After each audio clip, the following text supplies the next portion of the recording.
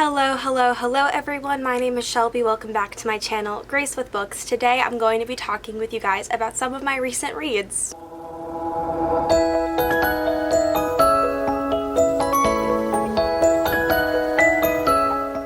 As you guys know, I didn't post a May wrap-up or a June TBR. With everything going on these past few weeks, I didn't think it was appropriate for me to post anything. I really wanted to take the time to educate myself, listen, and promote Black voices on booktube and other social media places. I'm finally getting back in my posting schedule, but I'm definitely making a conscious effort to try to read more diverse voices throughout the month of June, so be on the lookout for those kinds of videos soon. I did want to share with you guys the books I read in May, so I thought I would do a sort of recent reads video talking about 5 books that I really enjoyed through that month. Please let me know down below what you guys read in May, what were your favorite books of May, and we're just gonna get started. The first book I want to talk about that I read in May was The Court of Miracles by Kester Grant. I got this book as an ARC from NetGalley, so thank you so much. And the reason why I was so looking forward to reading this book is because it is a Les Mis retelling. It actually recently got released, I believe, on June 1st, so it is available for you to get now, and it is wonderful. I gave the book 4 stars. This is sort of an alternative historical fiction book, as I said, based on Les Mis. Kester Grant really took such a classic and made it more modern, I guess, despite still being set in the past. Instead of focusing on Jean Valjean, this version of Les Mis focuses on Eponine, or Nina as she is called in the book. It has a sort of Six of Crows style of writing, which I really enjoyed. The Court of Miracles tells the story about a girl named Nina who works for the Court of Miracles, which is this underground group of the dregs of society who have sort of formed an alliance with each other. These different criminal guilds each control one part of the criminal underworld, and Nina works for one of these crime lords. So she works for the Guild of Thieves, and all while watching to make sure her younger sister Cosette, or Eddie, stays safe because she's a bit naive. But when Cosette is targeted by one of the more ruthless of these crime lords, Nina is forced to make this decision of whether or not to save her sister and start this horrible war between the guilds in the Court of Miracles, or to lose her sister forever. It is such an interesting take on that relationship between Cosette and Eponine. You can see all the characters from the original story are there. They're just sort of used in different ways, which I thought was really clever. She even gender swapped some of the roles, so now Inspector Javert is a woman, and she just did a lot of other things to make this really classic story feel a bit more modern and for modern times. I loved Nina. I thought she was such a strong character. She's always been my favorite, and I was just so happy to see her be the star of the story for once. The reason I gave it 4 stars instead of 5 is that the beginning is definitely a bit confusing in terms of how time works. I guess you aren't really told when chapters switch how long it's been between them, so you sort of have to figure that out for yourself, just sort of the timeline of the story. So that made it very confusing and definitely made me have to go back and read pages again. But once you sort of get in the swing of it, it's just really wonderful, and that's The Court of Miracles. Okay, now on to the physical books I have. First book that I'm going to share with you guys that I read in May was A River of Royal Blood by Amanda Joy. The cover's a little hard to see. You can sort of see it if I do this. I knew nothing about this book going into it. I got it in, I believe, the November Fairy Loot box. It has these beautiful sprayed edges that I'm obsessed with, and overall just a pretty cover, and that's really all I knew about it. A River of Royal Blood takes place in this North African inspired fantasy world where in this sort of matriarchal kingdom, 2 sisters are sort of pitted against each other for the crown. Each sister has a special kind of magic that's sort of proclaimed at their birth. Issa has the power of persuasion, while Eva has this dark blood and marrow magic that she's not quite sure what does. Through the years, while her sister has only gotten stronger, Eva is still trying to figure out her own magic, and as the time of the competition becomes closer, Eva sets out on a journey to find out more about her magic and find someone who can teach her how to harness it. It does sound a little bit like 3 Dark Crowns, which I definitely related it to when I first read the description of the book, but the similarity stops at the plot line of sisters trying to kill each other other. This book is so much different. For one, we don't really focus on each sister. We only focus on Eva.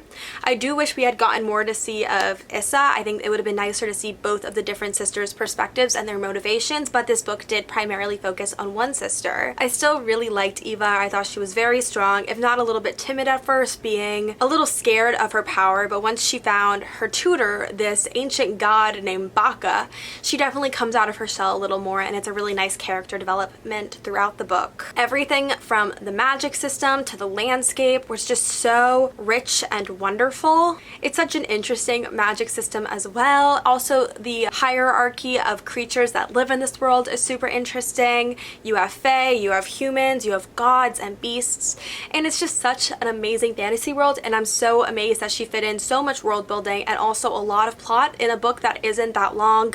I am really looking forward to the next book in the series when it comes out, and I will definitely be in line reading there.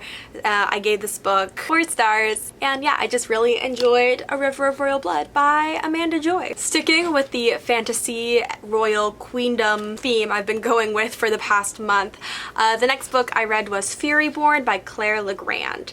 I actually had tried to read this book before. I tried to listen to it in an audiobook, but I found the two perspectives in audiobook form very confusing. I liked it much better when I read it. Furyborn tells a story about 2 queens who live centuries apart, and this prophecy that hangs over the kingdom saying one queen will destroy the world, the Queen of Blood, and one queen will save the world, and that is the Sun Queen. So we have one girl named Riel who is living in a time of magic and light, who has some unnaturally powerful magic and is thought by her kingdom to be the new Sun Queen. But a mysterious voice in her head is making her doubt the people around her. Centuries later, after Riel has gone and passed and her actions have scarred the landscape, we have another girl named Eliana who is an assassin, murderer, and thief in order to keep her family alive. But when mysterious beings start abducting the women and children in her country,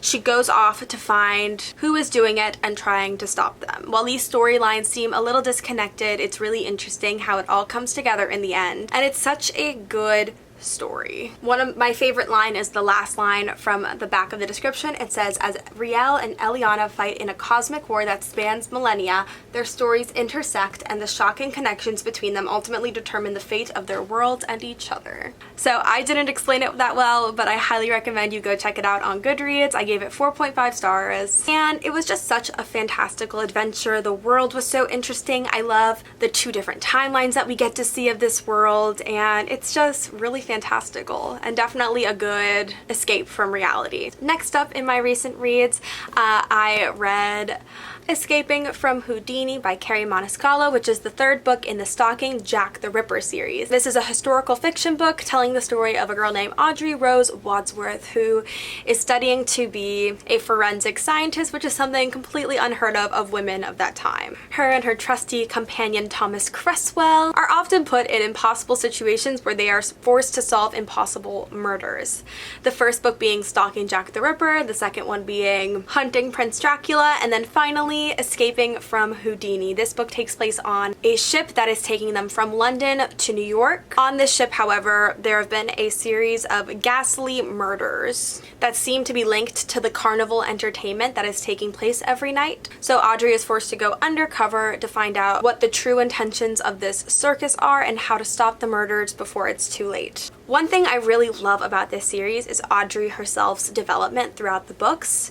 We first see her very hard stone interior. She is forced to sort of be very serious all the time because she is a woman in such a serious field, and she wants men to treat her with respect and see her as an actual colleague. But I like that through the books we are getting to see her at a bit more vulnerable side. It definitely makes her more relatable as a main character, and I like how this book can be so incredibly gory but also so incredibly funny at times. I love the banter between her and Thomas, and it's just such an enjoyable book. Carrie Maniscalco does a really great job at making the mysteries really intricate. I always think I know who the murderer is. I am always so sure and I am always wrong, and I love that. I love that I cannot guess who the big bad is in any of her books because it means it's unpredictable and it always makes sense in the end, and it's just such a great series that I highly recommend if you like historical fiction, and it's just wonderful. Big girl power book. I cannot wait to read the final book, which I believe is Capturing the Devil. I gave it 4 stars as well. Lots of 4-star reads this month. Finally, the last book I'm going to talk about in this recent reads is The Unhoneymooners by Christina Lauren.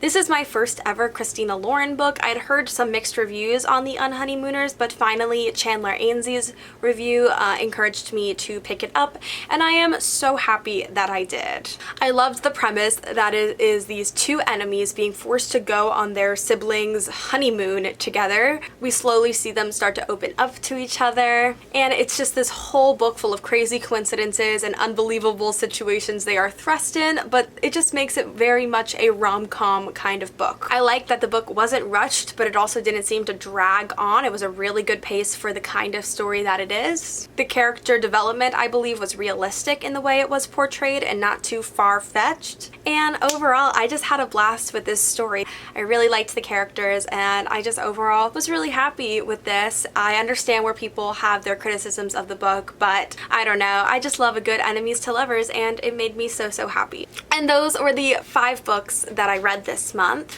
I hope you guys enjoyed. I know I did. If I had to pick a favorite of the month, I definitely think it would be The Unhoneymooners, just because it's been a really long few months and I really just needed this really happy rom-com of a book. It just made me feel so smiley and happy. But overall, I enjoyed all the books that I read this month. And that is it for this video. So if you guys liked it, please don't forget to like, subscribe, and comment. Hit the notification bell to get updates on when I post. I post every single Monday and Thursday, and I will see you guys in my next video.